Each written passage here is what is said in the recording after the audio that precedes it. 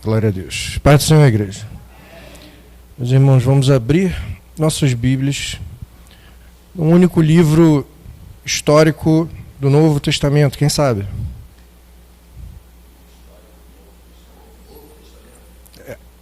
Atos dos Apóstolos. Atos dos Apóstolos, que eu gosto muito, os irmãos sabem, de chamar de Atos do Espírito Santo, realizados através dos apóstolos. É um livro que conta a ação do Espírito Santo na terra, assim que Jesus deixou ele sobre nós, após ter subido para a glória. Atos dos Apóstolos, capítulo 2.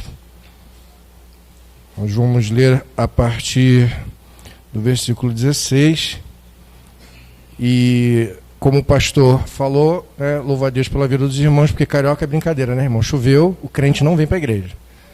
A igreja está um pouco vazia, mas ainda mais com a mensagem muito forte, irmão, que retrata muito o que a gente vê hoje nas igrejas, né? Final dos tempos e a dedicação à palavra do Senhor. Quem achou, irmão, pode dar um brado pentecostal. E vamos ficar de pé em reverência à palavra do Senhor. Atos dos Apóstolos, capítulo 2. A epígrafe diz, o discurso de Pedro, versículo 16. Mas isto é o que foi dito pelo profeta Joel. E nos últimos dias acontecerá, diz Deus, que do meu espírito derramarei sobre toda a carne, e vossos filhos e vossas filhas profetizarão, e vossos filhos e vossos jovens terão visões, e os vossos velhos sonharão sonhos. E também do meu espírito derramarei sobre os meus servos e minhas servas naqueles dias, e profetizarão, e farei aparecer prodígios em cima no céu, e sinais embaixo na terra, sangue, fogo e vapor de fumaça. O sol se converterá em trevas e a lua em sangue antes de chegar o grande e glorioso dia do Senhor. E acontecerá que todo aquele que invocar o nome do Senhor será salvo. Pode sentar, irmão, glorificando ao Senhor. Meus irmãos, eu estava ouvindo um louvor, né, para variar, porque eu só ouço louvor. Estava ouvindo um louvor, voltando do trabalho, chegando em casa, e no meio do louvor, esse louvor era ao vivo. Gosto muito do aplicativo do YouTube, que ele tem a inteligência artificial dele, né? Ele replica os louvores novos conforme ele vai botando música de acordo com o que você ouve. Se eu clicar numa coisa errada ali, ele vai começar a achar que eu estou querendo ouvir aquilo. Então, eu só ouço louvor, irmão. Então o YouTube só me oferece louvor. E passou um louvor novo, estou sempre com louvores novos ouvindo, um louvor ao vivo, e o rapaz estava, o abençoado, eu não lembro quem era, estava ministrando, né, no intervalo assim, como era ao vivo, né, tinha ministração, e na ministração ele passou por esse versículo, e me chamou a atenção a maneira como ele falou o último versículo, porque ele está citando aqui, irmãos. Eu estou lendo o discurso de Pedro no dia de Pentecostes. Pedro está citando a passagem que o profeta Joel descreveu no seu livro, no capítulo 2, versículo 28 ao 32. E me chamou a atenção o último versículo, que aqui em Atos 2 está no versículo 21, e acontecerá que todo aquele que invocar o nome do Senhor será salvo. E eu fiquei pensando sobre esse versículo, irmão. Naquele dia, irmão, não é simplesmente invocar o Senhor. Essa invocação, ela tem que partir de dentro. No momento de desespero, a gente fala o que o nosso coração está cheio. Só que eu vou chegar nessa parte, eu quero ilustrar um pouco para os irmãos entenderem que a gente está muito próximo da vinda de Jesus. Ah, pastor, meu bisavô falava isso e morreu e Jesus não voltou. Já ouvi isso, tá, irmão? Mas seu bisavô, ele esperou pela fé, e pela fé morreu aguardando a vinda de Jesus. E pregou para o seu filho, que o avô, pela fé, aguardou a vinda de Jesus, morreu aguardando a vinda de Jesus. E o Pai e o Filho estão ouvindo a mesma palavra, estão esperando a vinda de Jesus, e se morrerem, morrerão aguardando a vinda de Jesus. Você sabe qual é o resultado de você morrer aguardando a vinda de Jesus? Tem um galardão específico para isso. Se chama coroa de justiça. São 5 coroas que são prometidas como galardões, né? O coroa de glória para os servos do Senhor, aquele que trabalha na obra. Coroa de júbilo para aquele que é servo também, mas não trabalha na obra, mas ganha almas. Coroa incorruptível, que é a mais difícil, né, irmão? Aquele que não se dobra ao pecado. Coroa de vida, aqueles que perseveram em batalhas e vencem nas batalhas, e também para os mártires, aqueles que morrem declarando fé ao Senhor.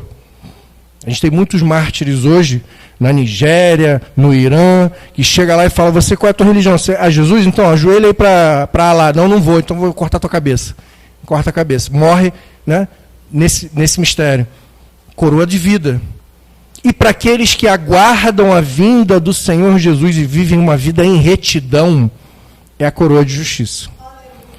Esse momento aqui, irmãos, é o que a gente vai descrever hoje. A gente está passando por isso.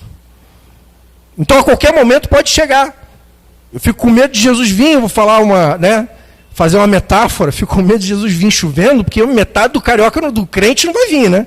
Está chovendo, vai sair de casa por quê? Não vem na igreja? Porque, irmão, o culto começou às 7h15, choveu de 6h30 às 7 horas. 7h15 não estava mais chovendo. Então, assim, é uma coisa que a gente vê o compromisso daquele que busca, aquele que espera, aquele que aguarda, aquele que tem fé, aquele que tem algo no seu coração que ferve, anseia pela vinda do Senhor. Deseja, busca, quer entender. E aqui a gente está vivendo esse final dos tempos. Pedro, irmãos, depois que desceu o Espírito Santo no dia de Pentecostes, as pessoas começaram a achar que estava todo mundo maluco falando em língua. Falaram, não, olha só, não tem ninguém bêbado aqui não. Ele chegou e falou, estes homens, no versículo 15, não estão embriagados, como vocês pensarem. Já é a terceira hora do dia, irmão, o dia começava às 6 horas da manhã, 9 horas da manhã. Não tem ninguém bêbado aqui 9 horas da manhã não. E aí ele estava dizendo, versículo 16, mas isto é o que foi dito pelo profeta Joel. E ele começa do 17 ao 21, ele está replicando a passagem de Joel 2, de 28 ao 32, que ele diz, nos últimos dias acontecerá, diz Deus, que do meu espírito derramarei sobre toda a carne, os vossos filhos e vossas filhas profetizarão, e vossos jovens terão visões, e vossos velhos sonharão sonhos. E também no meu espírito derramarei sobre os servos e minhas servas, e naqueles dias profetizarão. Irmão, hoje a gente está vendo isso. O derramamento do Espírito Santo nos servos, nos cristãos, nos crentes, se manifesta através dos dons do Espírito. Os dons espirituais, 1 Coríntios capítulo 12, lá no versículo, a partir do versículo 8 diz, palavra da sabedoria, palavra da ciência, fé, dons de curar, operação de maravilhas, profecias, dom de discernir espíritos, variedade de línguas e interpretação de línguas. O que mais a gente vê hoje nas igrejas é o dom de línguas, irmão. Variedade de línguas. Em algumas igrejas a gente vê interpretação de línguas. A gente tem visto muita manifestação de fé potente, forte, que tem que vir, tem que ser um dom do Espírito Santo para ter tanta fé em aguardar. Dons de cura, a gente vê manifestações de milagre por aí. Operações de maravilhas. E profecia, irmãos, em muitas igrejas, em sonhos, dom de discernir espíritos, e esse, pela misericórdia de Deus, quando o Espírito Santo me batizou, eu hoje, irmão, você sabe quando, vou até falar isso, porque o irmão pode ser até que perceba isso também. Sabe quando você olha para alguém e fala, pô, não gosto dessa pessoa? E aí você não sabe o que é, e você simpatiza com alguém. Eu tenho exemplos assim, lá na academia, tinha um rapaz que a gente sempre conversava, e eu nem sabia o nome dele. E tinha outro que passava me olhando torto, até minha ombrada me dava. Até hoje ele não me olha, esse daí. E esse outro que conversava, um dia eu fui com a camisa escrito Jesus. Né? E ele veio e perguntou, você é cristão? Eu falei, na época eu era evangelista. Né? Sou evangelista. Eu falei, então eu sou cristão. Aí eu falei, tá vendo? Por que aquele cara ali não me olha? Por que a gente tinha afinidade? Porque o Espírito que habita em você reconheceu o Espírito que habita em mim. E o Espírito que habita nele não quer chegar perto do Espírito que habita em mim. E quando você sente isso muito forte, você olhar para uma pessoa e não entender por que você não quer chegar perto dela, isso é discernimento de espírito. Isso é um dom espiritual. Então a gente está vendo hoje manifestações de dons espirituais, da mesma maneira que Pedro, no versículo 19, diz: e farei aparecer, palavras do Senhor, a palavra de Deus, e farei aparecer prodígios em cima no céu e sinais embaixo da terra. Irmão, prodígios e sinais, aqui no original em grego, são palavras que são utilizadas, são 4 palavras que são utilizadas para expressar os milagres de Jesus na terra, que é semeion, sinais, é traduzido como sinais. Teras é traduzido como prodígio. E são essas 2 que a gente tem aqui. Também temos dunamis, que é poder, um poder sobrenatural, e ergon, que é uma obra, algo feito visualmente. Esses 4 geram uma coisa chamada taumazion, que é maravilha. Então, se a gente for falar que milagre na Bíblia, no Novo Testamento, ela pode ser resumida em 5 palavras, mas 4 exegeticamente, e uma que é o resultado delas, que é a maravilhas, a taumazion. Então, aqui a gente tem 2 manifestações que eram replicadas com a mesma palavra, ou seja, era a mesma coisa que era feita, a mesma coisa que existia, quando Jesus agia. A gente tem sinais, semeiam, e teras, que é prodígios. Sinais, irmãos, é aquele milagre que se revela. Eu quero explicar, por exemplo, é um milagre que Jesus apontava que Jesus era o Messias. Por exemplo, a transformação da água em vinho, João 2:11, se eu não me engano. Uma cura milagrosa que a gente vê hoje, uma salvação milagrosa que a gente vê hoje, se representa como um sinal. Você vê um acidente de trânsito, um carro batendo de frente com um ônibus na BR-101. Morreu todo mundo, menos o motorista. Ninguém entende nada. Como? Isso é um sinal. Isso é um semeion. Isso é uma manifestação de que existe um Salvador, existe um Messias. E a gente tem visto isso inúmeras vezes. Não preciso citar exemplos aqui, os irmãos sabem. Outro exemplo seria uma cura milagrosa. A gente tem aqui o nosso exemplo, a missionária, que inúmeras vezes já deu esse testemunho aqui, de ter um caroço na mama, ser diagnosticado como câncer, e no dia da cirurgia o médico foi fazer o scanner só para ver exatamente onde estava lá e falou: olha só, a senhora pode ir embora que não tem nada na sua mama. Após ter feito campanha de oração, jejum e unção, e Deus removeu aquilo, e a gente tem os exames para comprovar. Né? E são curas miraculosas né, que acontecem hoje, e são sinais de que Jesus é o Salvador, e de que Jesus está por vir. Então o Senhor fala que farei prodígios em cima no céu e sinais embaixo na terra. Os sinais na terra são esses que eu falei entre as pessoas. E os prodígios no céu é algo que gera muito impacto ou espanto. Né? Por exemplo, quantas vezes a gente já não viu eclipse do sol? Quantas vezes a gente já não viu aquela lua de sangue? Vocês lembram? Uma lua, e aquela maior lua de todas, vai ser a maior lua de não sei quantos anos. A lua fica grandona, amarela. Ninguém entende nada. São teras, prodígios, que são impactos visuais da natureza no céu. A aurora boreal, por exemplo, em lugares que não eram para ver a aurora boreal. Aquele céu alaranjado que você não consegue explicar, nem a ciência explica por que o céu está alaranjado quando o sol está se pondo. Esses teras, esses prodígios em cima nos céus, são manifestações de que Jesus está por vir. Então a gente tem que hoje morrer na fé, se Deus quiser que a gente morra e Jesus não voltar, morrer na fé de que Jesus vai voltar, está para voltar. A gente tem que estar pronto para isso. E aí, se a gente tiver isso no nosso coração, a gente tem a coroa de justiça, a gente merece ela.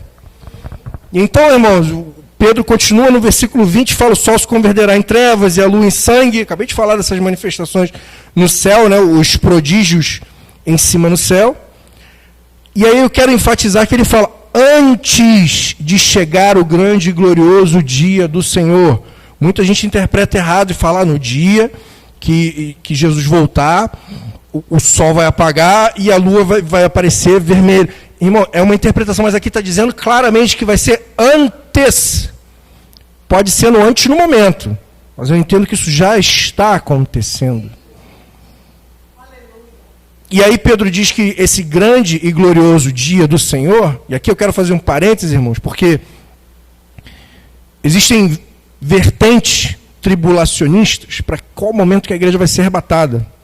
Tem o pré-tribulacionista, o tribulacionista, que é o mid, o americano chama de mid, e o pós-tribulacionista. Quando que a igreja vai ser arrebatada? Antes da tribulação, durante ou depois? Então, eu posso dizer para os irmãos, existe interpretação bíblica para os três, tá?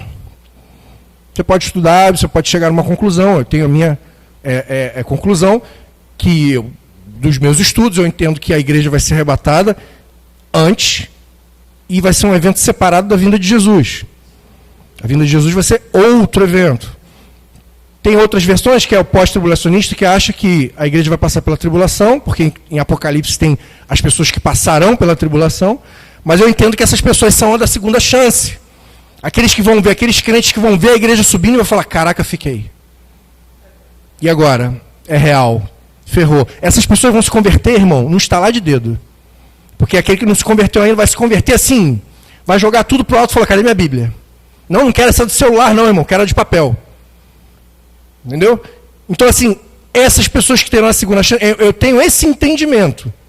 Que nessa vinda, essas pessoas que ficarão, que sofrerão muito, Apocalipse diz, depois eu pego o capítulo para os irmãos, Apocalipse fala que eles sofrerão muito, mas eles serão vestidos de branco, alvos como a neve, nunca mais terão sede, nunca mais o sol passará pela sua cabeça, ou seja, nunca mais vai ficar sem ter onde morar, nunca mais vai sentir calor, nunca mais vai sentir fome, nunca mais vai sentir sede, vão sofrer, irmão, na grande tribulação.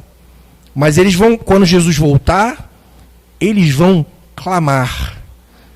Por que eles vão clamar no momento que Jesus voltar? Primeiro que vai ser uma alegria absurda. Segundo que eles vão estar fazendo exatamente aquilo que aqueles que estarão com Jesus nas nuvens vão estar fazendo também. Glorificando o nome do Senhor. Agora eu vou te perguntar, irmão. No reflexo, se você estiver andando em casa, acabou de acordar, tá? Vamos simular. Acabou de acordar. Aí você vai no banheiro, fazer aquele pipizinho, só que você esqueceu alguma coisa, o celular, vamos supor, o celular tocou, você volta, desliga o celular, aí você distraído, vira de novo. Quando você vira, você dá aquele chute na beirada do armário, que fica só o dedo mindinho. Nesse momento você fala o quê? Não, pensa bem, tá? Não precisa falar não, só pensa no seu coração. Nesse chute você fala o quê? Você fala um palavrão ou você fala sangue de Jesus tem poder? Porque nesse momento é um momento de desespero, e é isso que eu quero que os irmãos entendam. E acontecerá aqui, versículo 21, todo aquele que invocar o nome do Senhor será salvo. Você acha que aquele cara que nunca vê a igreja, quando vê Jesus no céu, fala, Senhor, estou te invocando, e vai subir? Irmão, quando aquela visão de o Senhor descendo nas nuvens aparecer, o servo fiel vai cair de joelhos e vai glorificar chorando, porque aquilo faz parte do seu coração. É algo interior, e isso a gente precisa desenvolver ao longo do nosso crescimento espiritual. É por isso que a gente vem à igreja, irmão, para aprender, para ter hábito, para criar hábito, para estudar, para ganhar conhecimento. E isso está bem descrito, irmãos, que Jesus falou para a gente em Lucas, capítulo 6. Eu vou ler o versículo 43, 44, 45, que diz, porque não há boa árvore que dê mau fruto, nem má árvore que dê bom fruto. Versículo 44, porque cada árvore se conhece pelo seu próprio fruto. E aí o Senhor fala, pois não se colhem figos de espinheiros, nem se vindimam uvas de abrolhos. O homem bom do bom tesouro do seu coração tira o bem, e o homem mau do mau tesouro do seu coração tira o mal. E é a parte B do versículo 45 que diz, porque da abundância do seu coração fala a boca. O que o seu coração está cheio é o que você fala. Por isso que, irmão, eu sou muito a favor de substituir, né, gírias por termos cristãos. O cara te fechar na rua, você vai soltar um palavrão ou você vai chamar ele de gadareno? Tem gente que nem sabe quem é gadareno. Você vai xingar ele e mandar para aquele lugar ou vai estender a mão e falar, Senhor Jesus, repreenda Satanás? Você vai chegar e falar para o irmão, falar, caraca, estou ferrado, meu chefe me botou numa roubada. Ou você vai falar, irmão, não vou poder falar contigo agora não, que eu vou subir o Monte Sinai. Você começa a colocar, porque aquilo faz parte do seu interior. A Bíblia está dentro de você. Quando a Bíblia está dentro de você, você começa a externar isso, sentindo a presença de Deus muito forte aqui, irmão. Você começa a glorificar e é involuntário, porque aquilo faz parte de você. Salmos 119, versículo 11 diz, eu escondi a tua palavra no meu coração para eu não pecar contra ti. Josué falava, né? Medita na palavra de dia e de noite. Provérbios também tem, no capítulo 4, versículo 20, 21, 22, 23, diz, filho meu, atenta para as minhas palavras, as minhas razões inclina o teu ouvido. Não as deixe apartar-te dos teus olhos, guarda-as no meio do teu coração. O Senhor está falando sobre as palavras dele. Não deixe essa palavra se apartar dos seus olhos. Não para de ler a Bíblia, não se afasta da palavra. Guarda elas no meio do teu coração, porque são vida para os que as acham, e saúde para o seu corpo. Vai fazer você não pecar, vai fazer você andar no caminho reto, no caminho estreito, em direção à vida eterna. E aqui no versículo 23 ele diz, sobretudo o que se deve guardar, guarda o teu coração, porque dele procedem as saídas da vida. O seu coração vai te dar saída para a vida eterna. O que tiver dentro do seu coração vai dar a saída para a vida eterna. Entenda, vida eterna aonde, irmão? Aonde você estiver com o conteúdo do seu coração. Você quer andar pelo caminho estreito, apertado, passar pela porta estreita, que leva para a vida? Poucos são os que a encontram. Entrar pela porta estreita, porque larga é o caminho, larga é a porta espaçosa do caminho, que leva à perdição, e muitos são os que passam por ela. E apertado é o caminho, estreita é a porta que leva para a vida, e poucos são os que a encontram. Mateus 7, 13 e 14. Então aqui, em Provérbios, o Senhor fala, 4, 23, guarda o teu coração, porque dele procedem as saídas da vida. As saídas da vida, irmão, porque aquilo que você tiver dentro do teu coração vai te conduzir para a vida eterna ou para o sofrimento eterno. E a gente precisa exercitar, irmão, esse conhecimento bíblico, esse conteúdo no nosso coração, para que seja involuntário você falar de Cristo. Involuntário você falar porque faz parte de você. É quando alguém faz alguma coisa errada, você fala, está orando pouco. De reflexo, você já entende. Irmão, tem jejuado? De reflexo, você não deixa nem a bola quicar. A pessoa já fala, mas o que tem a ver com a igreja? Não tem a ver com a igreja, não, irmão. Tem a ver com o teu lado espiritual. Como está ele? Está alimentado ou não? Tem aquele ditado chinês, né, que fala, tenho 2 cachorros dentro de mim. Eu gosto de falar ele assim, tem 2 seres que habitam aqui, carne e espírito. Qual que você alimenta mais? Porque o que você alimenta mais vai ser mais forte. Você vai alimentar mais a carne ou vai alimentar mais o espírito?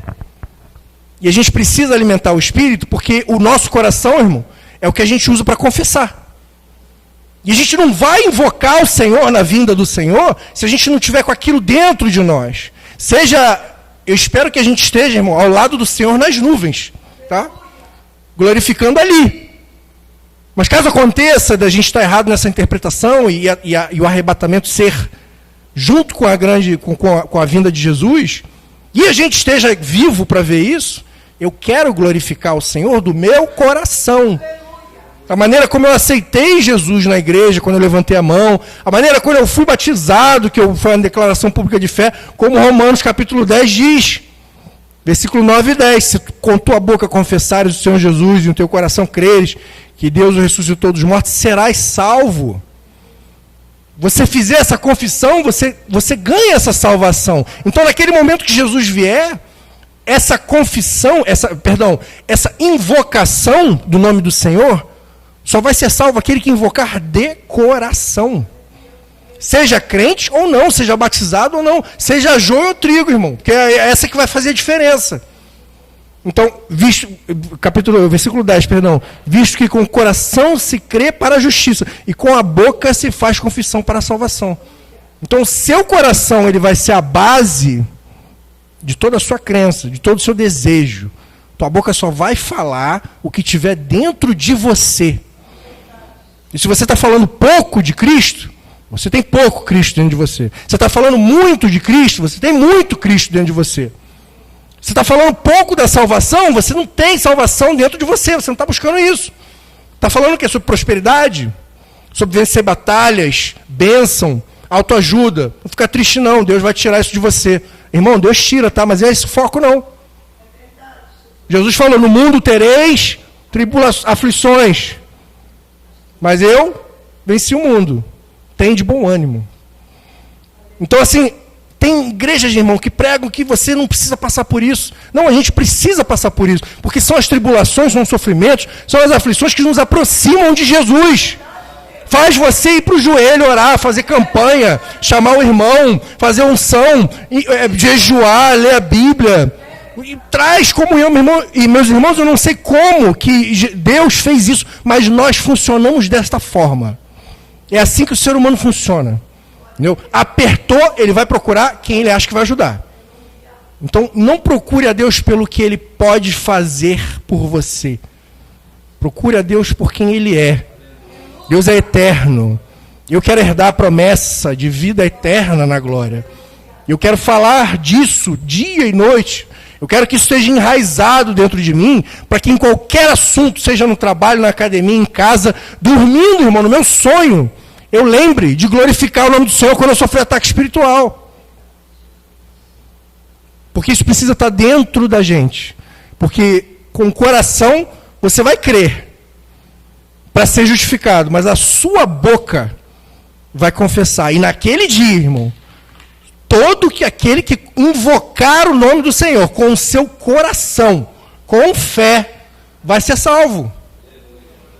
Eu creio que aquele ladrão na cruz, no seu coração ele tinha entendido que Jesus era o Salvador e virou para ele e perguntou. E Jesus falou, hoje mesmo estará no paraíso comigo. Ele não foi batizado, irmão? Ele não sei se ele frequentou, a gente não sabe, a Bíblia não registra se ele frequentou algum culto, mas certamente ele sabia quem Jesus era. Ele tinha no seu coração aquilo, virou e falou. E Jesus falou, você hoje vai estar no paraíso comigo. Ou seja, o coração dele já estava cheio de Jesus. E naquele momento ele pediu perdão, invocou o nome do Senhor e foi salvo. Então, irmão, todo aquele que invocar o nome do Senhor na vinda do Senhor será salvo. A gente tem que ter isso em mente, porque a gente precisa estar preparado. Seja hoje, seja amanhã, seja daqui a 400 anos, irmão. Não sei quando vai ser. Até porque se for depois que eu partir, e a gente aguardar a vinda de Jesus, como eu já falei para os irmãos, vamos herdar a coroa de justiça. Então hoje a gente tem que estar preparado para herdar essa coroa. Ou preparado para invocar o Senhor na vinda de Jesus nos céus. Que Deus abençoe a igreja em nome de Jesus.